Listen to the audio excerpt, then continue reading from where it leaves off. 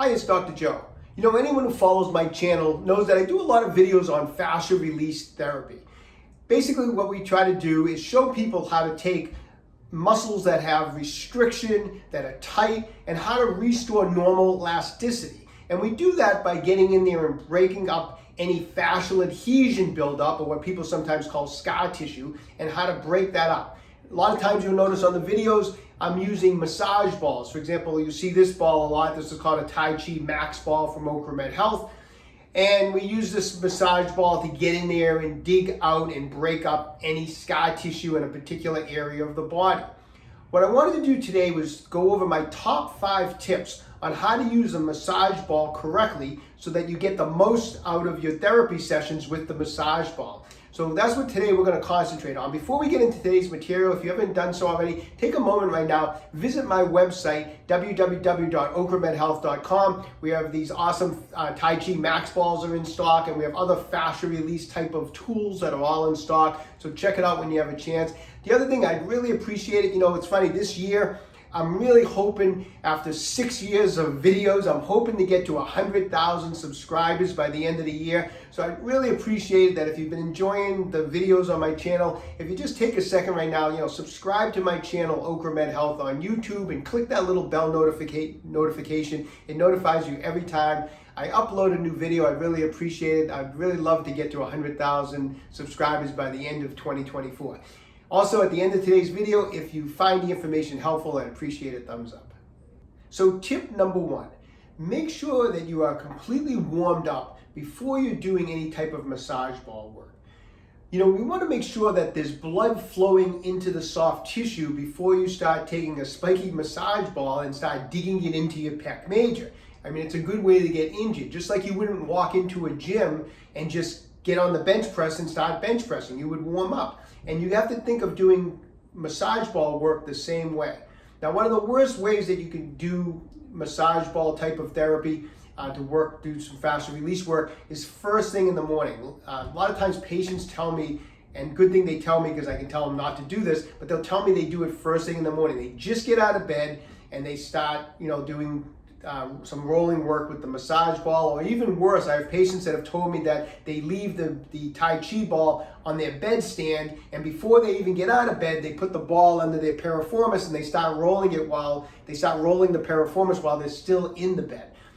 The muscles are like taffy in the morning. That's the best way I can explain it. There's very low blood flow into the muscle and soft tissue in the morning, and so it's like the worst time to do any type of fascia release work. It's a good way to get injured, so we don't want to do anything in the morning.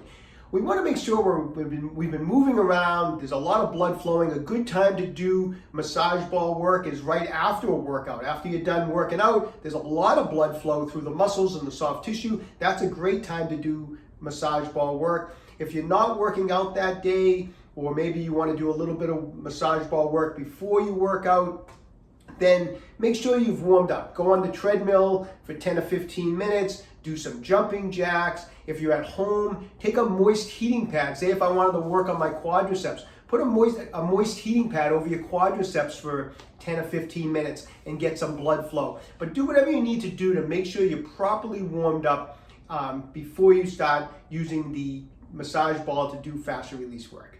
Tip number 2, gauge your pressure.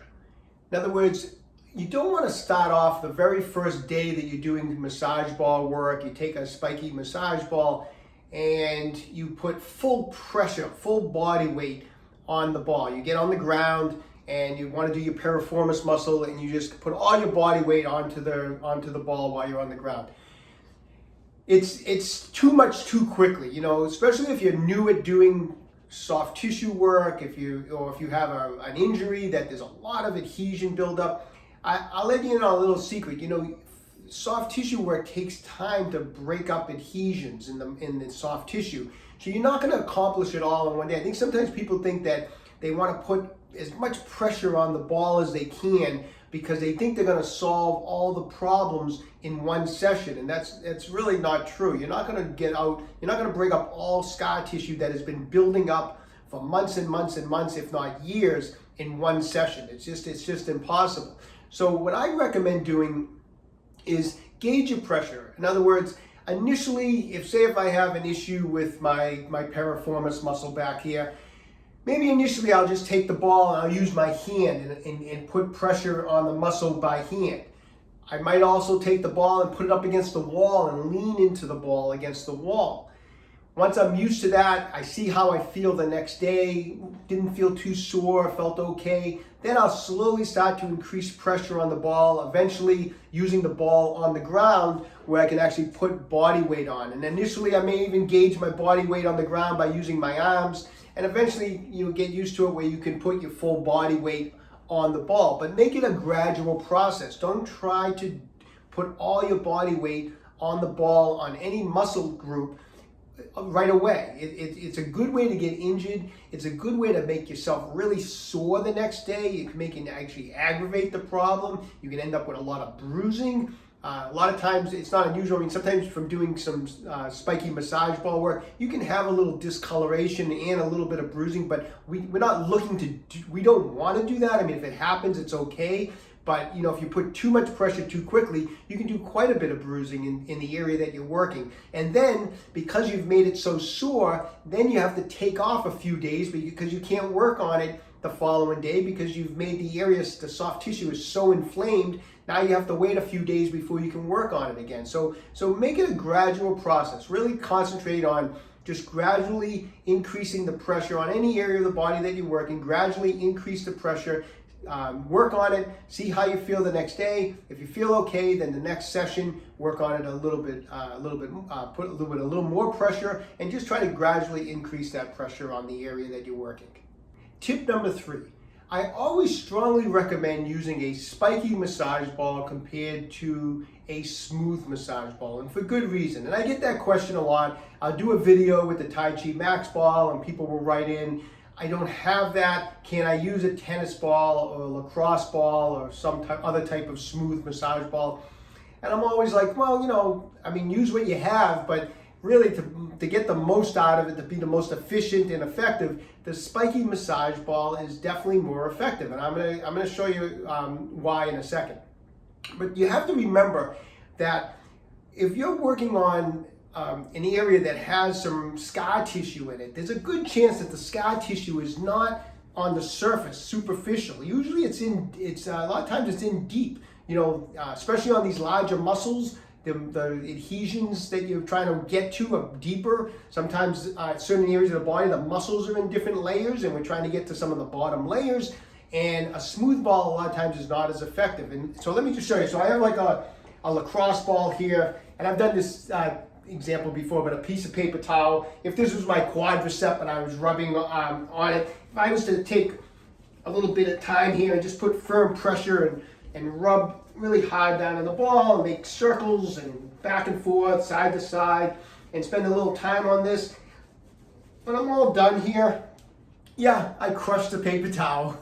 I mean, it's wrinkled and it's been, it's you can see I've obviously been putting some pressure on it. But that's about it, and so if that was my quadricep and I was doing that on my quadricep with the smooth massage ball, yes, I probably generated a lot of blood flow, which is good. It's good to generate blood flow. But how much depth of penetration did I actually get with this smooth massage ball? I'm really only getting onto the surface of the soft tissue here. Now, if I was to do the same thing and take a spiky massage ball and spend a little time kind of digging that around on the piece of paper towel, you're gonna notice a difference. I got holes in the paper towel now, right? I dug through it. I just did that. I probably used the lacrosse ball more seconds than I even did the spiky massage ball, but within no time, basically, I put holes through the paper towel. So in other words, I got more depth of penetration using the spiky massage ball. And so if I want to get into some of the deeper tissue in there, the spiky massage ball is definitely more efficient, and that's why I always strongly recommend make sure when you're doing soft tissue work, you're doing massage ball therapy, use a spiky ball. Tip number 4, and tip number 4 is more of a safety tip for everyone, is when you're doing work with the massage ball, be real careful to make sure you stay off of any the bony areas. The ball is meant to be onto the soft tissue, and you want to make sure you're staying off anything that's bony. If you feel, you'll know the difference. You don't have to be an expert at soft tissue work to know when the ball is on the soft tissue and when it's on a bone. If I was working back here in the glute area, piriformis area, around this area, if I'm trying to get on the piriformis, you know, around it you have your tailbone, which is known as your sacrum. You have your upper part of your femur, you know, your hip. And if you're rolling on the ball, when you come near or actually go on the bone, it's very uncomfortable. You'll feel it right away, and the ball is not meant to roll. We don't want to be rolling over bone. It's uncomfortable. There's really no purpose to rolling on top of like your sacrum or on top of a bone, and it's just gonna make it sore the next day. And so be real careful when you're using massage balls, when you're doing the soft tissue work, to concentrate on staying on soft tissue, you know. And once again, whether it's even in the upper body, if I'm rolling, I'm doing some work on my shoulder or on my pec area, pec minor, pec major. You know, you have your clavicle in here, your collarbone. You know, obviously we need to stay off of those bony areas. You don't want to be putting any pressure on those bony areas. So just be conscious of that. I mean, it's probably common sense stuff, and I'm probably, you know, this is probably a tip that everyone's sitting there going, yeah, I know. But I mean, you know, it's sometimes people have told me that, you know, the next day after they've done it, you know, oh, Dr. Joe, you know, my tailbone is so sore. It's like, you know, you have to be careful. You know, you want to make sure you stay on the soft tissue. And like I said, and the more you do the work, the better you're going to be at finding, you know, realizing, oh, okay, I have soft tissue here, I have bone here, and you get better at it as you work on it. But just something to be conscious of, and it's a good tip, stay off any bony areas with the massage ball. And the fifth and final tip is make sure you have the right size massage ball for the area of the body that you're working. You know, this kind of gets back to tip number 4. If you have the wrong size massage ball, you may very well, if you're using too large of a ball in a certain area, you may very well be hitting into those bony areas that we want to stay off of. So we want to always make sure that we're using the appropriate size. That's why it's funny, I brought out this foam roller. I think foam rollers, when I hear people tell me they're doing fascia release work and they're using a foam roller, I don't get it. I mean, I don't know how these became so popular. I mean, other than, I get it, foam rollers, if you roll the calf, roll the hamstrings, if you're using it as a warm-up to generate blood flow, it makes sense to me. But to think you're doing fascia release work with this, I mean, even if I wanted to use this on my lower body, say I wanted to work, sometimes people will, I see them rolling, they tell me they're rolling out their piriformis. You know, your piriformis sitting between your sacrum, your tailbone, and your hip. So you're only dealing with maybe this much space, you know, on the average person. You're going to get this thing in on your piriformis. I mean, you want to talk about rolling on bone. When you're rolling this on the piriformis, if you're trying to, you're rolling over your sacrum, you're rolling over your hip joint.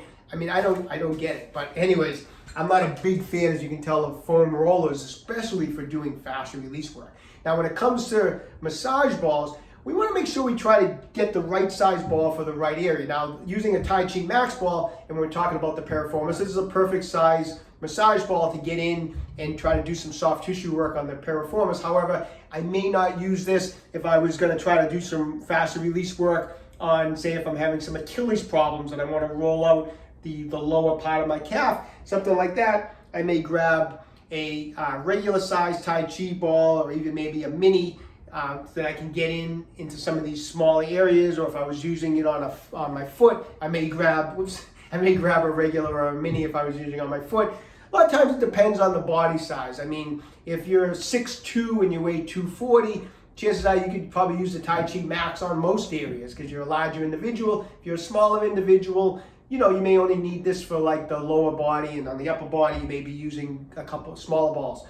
But the important thing is to keep in mind to use the correct size. You know, we don't want anything too big on small areas, and you're not going to be as efficient using a smaller ball on a large area. So choosing the right size is important. Sometimes it's just trial and error, see what works best for you. I try to give advice in some of the videos on what size to use on different areas also, but picking the right size is very important.